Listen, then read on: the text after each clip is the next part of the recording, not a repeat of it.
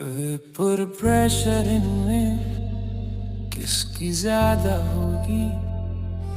Paper pressure इनमें किसकी ज्यादा होगी। ए भी अस्सी की या दी की ज्यादा होगी। अगर कोई इसमें फंस जाए तो फिर वी पर प्रेशर उसको आता नहीं है। तो फिर आ जाओ बच्चों, सिखलाए हम तुमको वीपी क्या है। वीपी पूरे लिक्विड का सिर्फ टेम्परेचर पे डिपेंड करता है। क्या है कारण, क्या है कारण, क्या है कारण, क्या है कारण, क्या है कारण। तो फिर आ जाओ बच्चों, बतलाए हम तुमको क्या है इसका कारण। First of all definition क्या है वीपी का। First of all definition क्या है वीपी का।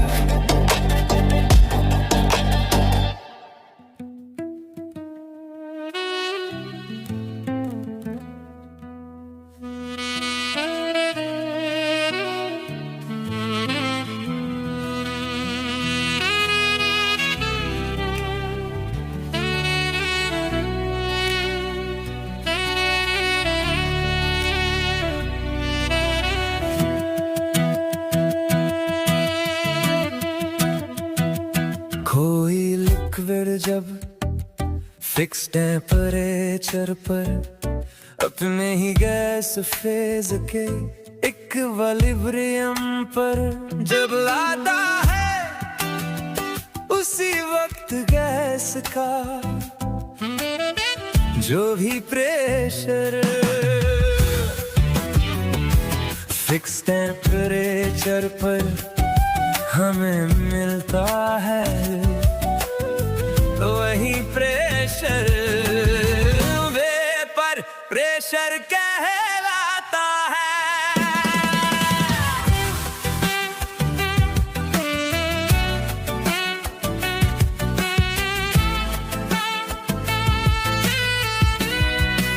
जरा इक्विलिब्रियम को गौर से देखो तो वेपर प्रेशर ही है के भी उसी लिक्विड का वेपर प्रेशर है के भी। तो मेरे प्यारे बच्चों, पॉज करके थोड़ा समझ लेते हैं, फिर झूम के पढ़ते हैं। चलो समझ लेते हैं। भाई यहाँ बात हो रही है किसी प्योर लिक्विड के वेपर प्रेशर की। तो एक कांस्टेंट टेम्परेचर पे एक लिक्विड लेते हैं और उसको एक क्लोज कंटेनर में रखते हैं। एक इक्विलिब्रियम आता है, ठीक है। इक्विलिब्रियम आता है तो इक्विलिब्रियम पे क्या होता है, आप सभी को मालूम है कि फॉरवर्ड रेट और बैकवर्ड रेट दोनों बराबर हो जाता है। फॉरवर्ड जो यानी लिक्विड से गैस जाना, इस रिएक्शन का रेट कांस्टेंट के है, जिसको हम के इवोपोरेशन कह रहे हैं, जिसको आप लोग केएफ बोलेंगे। और गैस से लिक्विड, गैस का लिक्विड में जम जाना, ठीक है, लिक्विफाई होना, इसको हम लोग बोलते हैं रेट कांस्टेंट के कंडेंसेशन। यानी इधर का रेट कांस्टेंट के कंडेंसेशन है के बी, और इधर का रेट कांस्टेंट के इवोपोरेशन है के एफ, ठीक है। तो थोड़ा सा इसको अपने ओरिजिनल फॉर्मेट में देखते हैं, जो आप इक्विलिब्रियम में लिखते हैं। A pure liquid and A gas के बीच इक्विलिब्रियम है, जिसमें कि के इवोपोरेशन रेट कांस्टेंट है इवोपोरेशन का, जिसको के एफ कहेंगे, के कंडेंसेशन जिसको हम के भी कहेंगे। भाई अगर आप इक्विलिब्रियम एकदम नहीं पढ़े हैं 11th में तो फिर आप डायरेक्ट झूम के पढ़िए, ठीक है। लेकिन अगर आप सही मायने में थोड़ा बहुत पढ़े हैं, बस समझे हैं, तो ये बहुत सिंपल है, समझ सकते हैं, ठीक है। बस देखिए ध्यान से, तो लिक्विड और गैस आपस में जो है कि इक्विलिब्रियम पे हैं। और ये प्रोसेस देखिए, लिक्विड से गैस जाना, लिक्विड से गैस जाना, सोचिए हीट देंगे तब न जाएगा, ठीक है। गैस से लिक्विड आना अगर होता तो फिर भाई ये होता कि टेम्परेचर को डाउन करना पड़ता, लेकिन लिक्विड से गैस जाना टेम्परेचर को बढ़ाना पड़ेगा। टेम्परेचर बढ़ाने का मतलब हीट देना पड़ेगा, यानी लिक्विड से गैस जाना ऑलवेज प्रोसेस क्या होता है, एंडोथर्मिक। तो अगर हम इस तरह से लिखे हैं तो इस फॉर्मेट में जब हम इसका केपी फाइंड करते हैं, यानी इसका इक्विलिब्रियम पे केपी लिखते हैं, तो जो इक्विलिब्रियम पे इसका प्रेशर है पीए, वही केपी के बराबर आता है, देख चुके हैं। तो वही है vapour pressure of liquid A is equal to KP. इतना तो हम लोग झूम के भी पढ़ चुके हैं। अब गौर से देखिए, केपी या केसी, केएफ बाई केबी होता है कि नहीं, होता है। केएफ यानी के इवापोरेशन और केबी के कंडेंसेशन, यानी कुल मिलाकर वेपर प्रेशर ऑफ लिक्विड ए जो है वो ये होता है। तो अगर किसी लिक्विड का वेपर प्रेशर केपी होता है तो एक चीज तो क्लियर हो गया। क्या क्लियर हो गया कि भाई चूंकि रेट कांस्टेंट कभी भी क्वांटिटी पे, कंसंट्रेशन पे डिपेंड नहीं करता, तो अगर KP does not depend on quantity of liquid taken and there concentration, ठीक है, तो फिर वो सिर्फ किस पे डिपेंड करता है, तो वो 3 फैक्टर पे डिपेंड करता है। ओनली डिपेंड्स अपॉन, ठीक है, नेचर ऑफ लिक्विड, ठीक है, टेम्परेचर। भाई नेचर ऑफ लिक्विड का मतलब कि आप याद कीजिए केसी, तो अलग अलग इक्विलिब्रियम का अपना अपना केसी होता है, वैसे ही अलग अलग लिक्विड का अपना अपना केपी होगा। तो अपना अपना केपी होगा, तो जैसा लिक्विड, जैसा नेचर ऑफ लिक्विड वैसा केपी, यानी वैसा वेपर प्रेशर।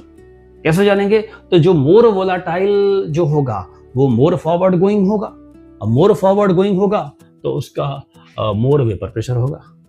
एक ये हो गया। चूंकि इस मोड में लिखा हुआ जो इक्विलिब्रियम सिस्टम है वो एंडोथर्मिक है, तो ऐसे इक्विलिब्रियम सिस्टम का जो केपी है वो टेम्परेचर के डायरेक्टली प्रोपोर्शनल होगा। तो greater the temperature greater the vapour pressure, ठीक है। तो टेम्परेचर पे डिपेंड किया। और फिर तीसरा जो है बहुत इंटरेस्टिंग है कि सरफेस एरिया। जब हम इस प्योर लिक्विड में कोई सॉल्यूट डिजोल्व करेंगे तो जिस रेशियो में अंदर घुलेगा उसी रेशियो में सरफेस एरिया को कवर्ड करेगा। सरफेस एरिया को कवर्ड करने से जो ऊपर जाने वाला जो इवापोरेशन रेट है वो थोड़ा कम हो जाएगा, यानी जो रेट कांस्टेंट पहले ज्यादा था अब थोड़ा घटेगा, इवापोरेशन घटेगा। लेकिन गैस का लिक्विड में जमना, लिक्विफाई होना, वो तो कहीं भी लिक्विफाई हो सकता है, तो वो चेंज नहीं होगा। सरफेस एरिया कवर्ड होने से इवापोरेशन पे फर्क पड़ता है। तो वही है कि जैसे ग्रेटर द सॉलिड डिजॉल्व, जितना सॉलिड घोलेंगे greater the surface area covered, उतना ही सरफेस एरिया कवर्ड होगा। और जितना सरफेस एरिया कवर्ड होगा के इवापोरेशन यानी रेट कांस्टेंट ऑफ इवापोरेशन घटेगा, कीपिंग के कंडेंसेशन कांस्टेंट, इस पे कोई फर्क नहीं पड़ेगा। यानी के इवापोरेशन बाई ये कांस्टेंट है और ये घटेगा, तो कुल मिलाकर ये रेशियो घटेगा।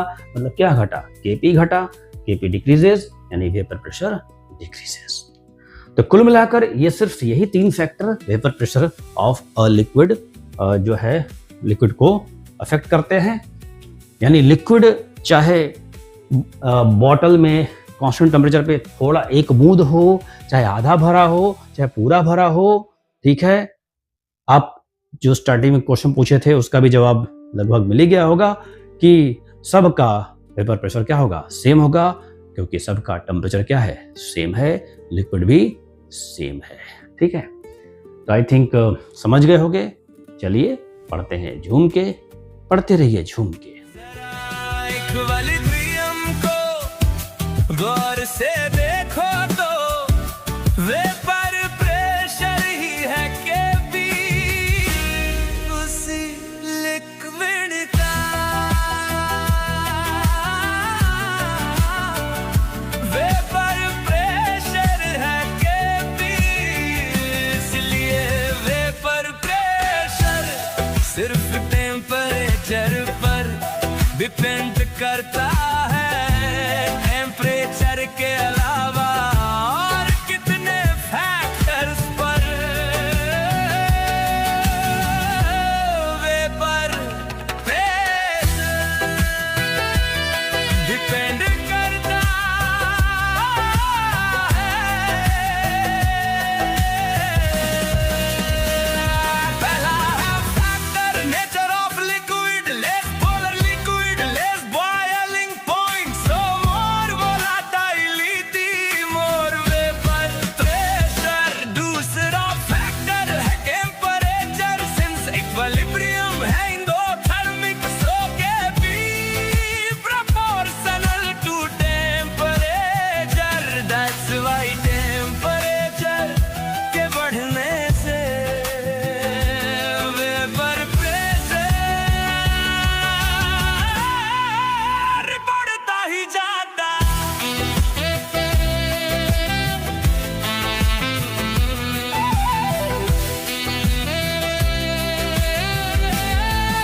इंटरेस्टिंग है तीसरा फैक्टर जो है सोल्यूट का,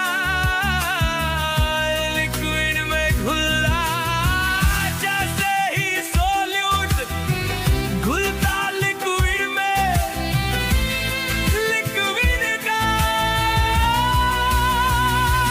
सरफेस एरिया ढकने लगता है, जिसकी वजह से इवेपोरेशन कम होता धीरे धीरे, जिससे लिक्विड का केपी कम होता धीरे धीरे, जिसका मतलब वेपर प्रेशर कम होने लगता है। जितना घोलेंगे उतना ही कम होगा। अब आ जाओ बच्चों, तुमको बताते हैं दूसरा व्यू वेपर प्रेशर का।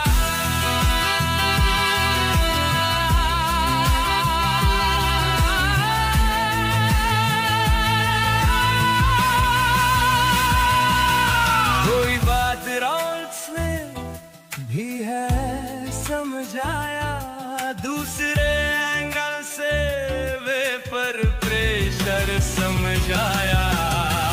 किसी सॉल्यूशन में उसके लिक्विड का जितना मोल फ्रैक्शन हो जाता है, उतना ही तब उस सॉल्यूशन में लिक्विड का वेपर प्रेशर होता है।